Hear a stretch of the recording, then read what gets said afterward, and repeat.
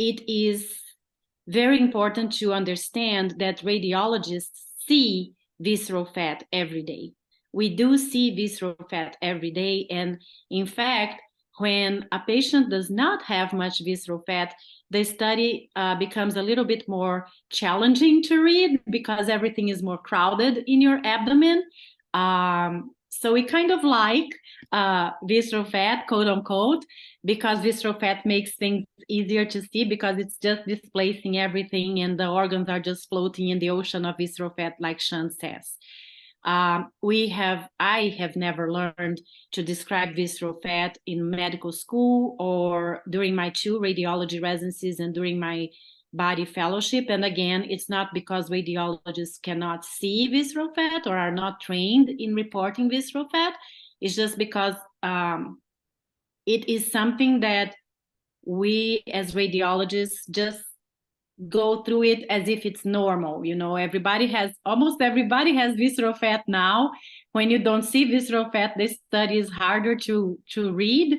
And that's sad. It's sad because we sit in conferences day in, day out that talk about Alzheimer, which is now coded as diabetes mellitus type 3, that talk about diabetes, prediabetes, and talk about fatty liver and fatty liver evolving to inflammation in your liver, and then cirrhosis, and then liver cancer. And we sit in conferences discussing liver cancer and all these amazing treatments that exist for liver cancer, but we don't step back. And that's why I'm here, because I want to bring awareness together with Sean and Omara and all the other doctors that are talking about health optimization.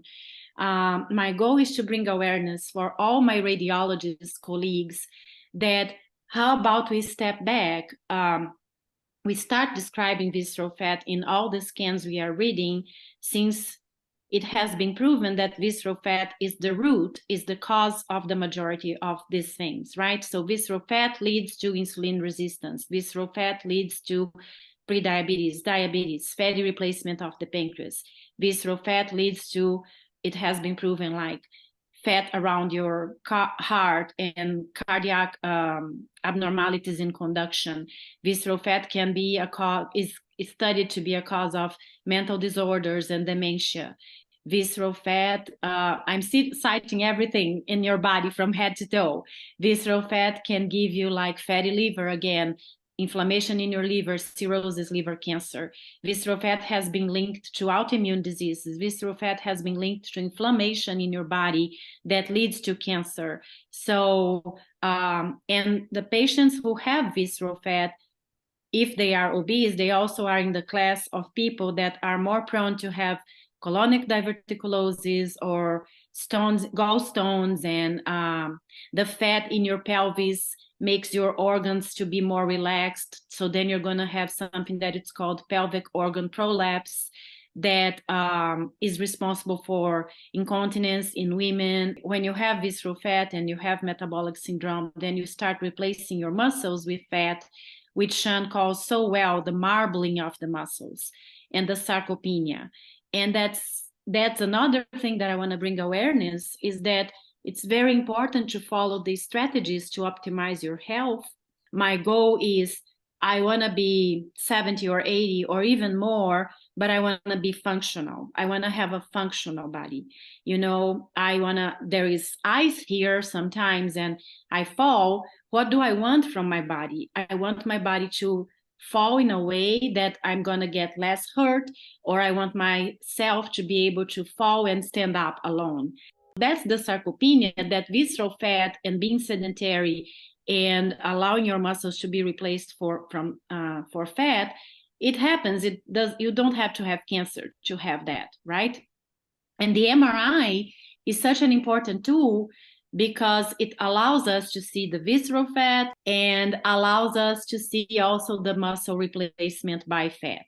Sincerely believe that the MRI is a better marker and a better way to evaluate for visceral fat than if you do a Dexa scan that gives you your body fat mass. It's because the Dexa scan is going to tell you, like my Dexa scan, oh, you have 44% of fat in your body, 44% is a super big number. But I have, it stays there in my brain and then boom, goes away, and I don't think about that very much. And then I remember that my bones are good. So it kind of, plays with your brain. But when you are with your MRI in front of you, like I was with my MRI, I even have like chest tightness right now.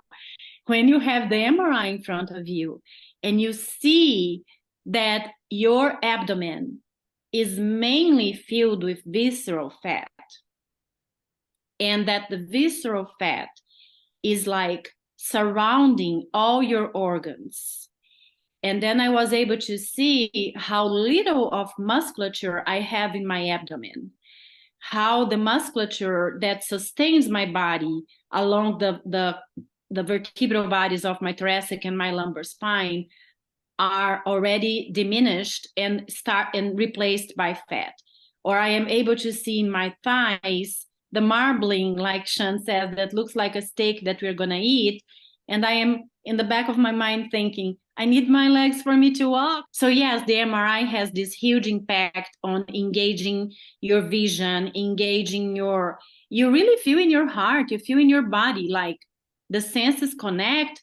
And like I said, just by talking about it, I feel this tightness in my chest because I know that I am way far from being healthy. The good thing is it is reversible. It is reversible. You can build muscle. You can burn your visceral fat. And I love saying the word burn the visceral fat because it makes me feel empowered, powerful, because our body, thank God, has the ability to replace the cells on their cell cycles for each organ, right? So for the skin and for the liver and for the blood cells, we have a cycle in our body that replaces that. We only describe, like, we are trained in medical school and in the radiology residency, and I believe in other residencies too, we are trained to focus on the disease and how to treat and how to report in the better way. Like a scan comes to me for me to read the scan, a CT chest or a CT abdomen or an MRI, and I am trained to describe for you the positives, right? Do you have cancer? Do you have inflammation? Do you have any finding that is important for you to follow up? But visceral fat got so ingrained that it's normal. Everybody has visceral fat, and I don't know why, to be honest, since we now know that visceral fat is the root, the cause of all these other things. But it's just like if the visceral fat doesn't have a tumor growing on it, like a sarcoma or something, we're not going to describe it. We describe the sarcoma, we describe the liver, the fatty liver, we describe the fat in the pancreas. But like I was discussing with another radiologist, and he said, Anna, but if I'm going to describe visceral fat, I'm going to describe visceral fat in all my reports. Yes, we are, because unfortunately we are living in a pandemic of obesity, right? When I started describing, and I'm describing now for maybe 3 months, when I started describing visceral fat in my reports, it became present in at least 95% of my scans. At least of the people have visceral fat, and including the people who are what we call TOFI, which is thin outside and fat inside. People who believe that they are healthy and they are not healthy at all. They are metabolic unhealthy. They do have lots of visceral fat, which is a biomarker that needs attention because, again, like I said, it's metabolic active and it's going to create inflammation in your whole body.